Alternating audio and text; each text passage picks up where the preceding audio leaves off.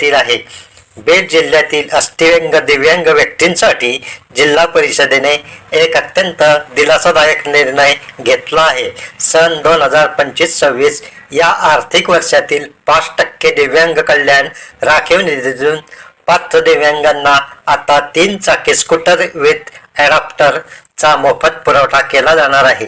या महत्त्वाकांक्षी योजनेमुळे जिल्ह्यातील शेकडो दिव्यांगांच्या प्रवासाचा प्रश्न सुटणार असून त्यांना स्वावलंबी होण्यास मदत होणार आहे।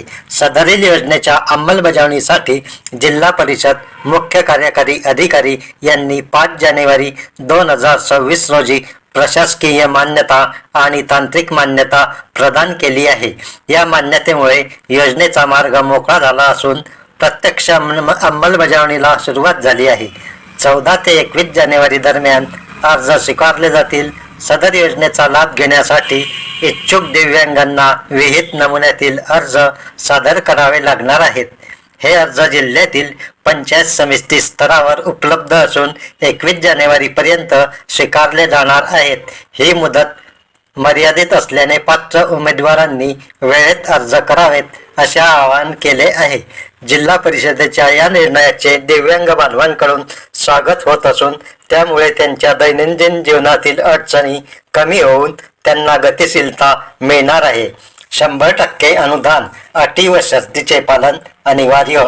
सदरील योजना पूर्णपणे मोफत असून 100% अनुदान तत्वावर राबवली जाणार आहे। मात्र लाभार्थ्यांची निवड करताना शासनाने निश्चित केलेले निकष अत्यंत महत्त्वाचे आहेत।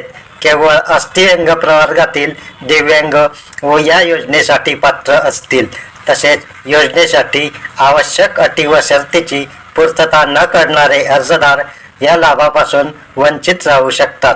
त्यामुळे कागदपत्रांची पूर्तता व्यवस्थित तपासण्याचे आवाहन प्रशासनाकडून करण्यात आले आहे। जिल्ह्यातील जास्तीत जास्त पात्र दिव्यांगांनी या योजनेचा लाभ घ्यावा। पंचायत समिती स्तरावर विहित मुदतीत अर्ज सादर करावेत जेणेकरून 5% निधीचा लाभ गरजूंपर्यंत पोहोचवता येईल। प्रिया राणी पाटील, जिल्हा दिव्यांग सक्षमीकरण अधिकारी, जिल्हा परिषद बीड। तर मित्रांनो, अशा प्रकारे अत्यंत महत्त्वाची बातमी ही अस्थिव्यंग दिव्यांगांसाठी आहे। तर मित्रांनो, लक्षात घ्या की या मोफत स्कूटर योजनेचा लाभ घेण्यासाठी फक्त जे बीड जिल्ह्यातील अस्थिव्यंग दिव्यांग आहे तेच या योजनेसाठी पात्र आहे। तरी या जिल्ह्यातील दिव्यांग बांधवांनी मुदतीत अर्ज करून लाभ घ्यावा आणि इतर जिल्ह्यातील अस्थिव्यंग दिव्यांगांनीही 5% दिव्यांग राखीव निधीतून आपल्या जिल्ह्यात ही योजना राबविण्यासाठी प्रयत्न करावे जेणेकरून इतर जिल्ह्यातही या योजनेचा लाभ मिळेल। धन्यवाद। जय हिंद, जय महाराष्ट्र।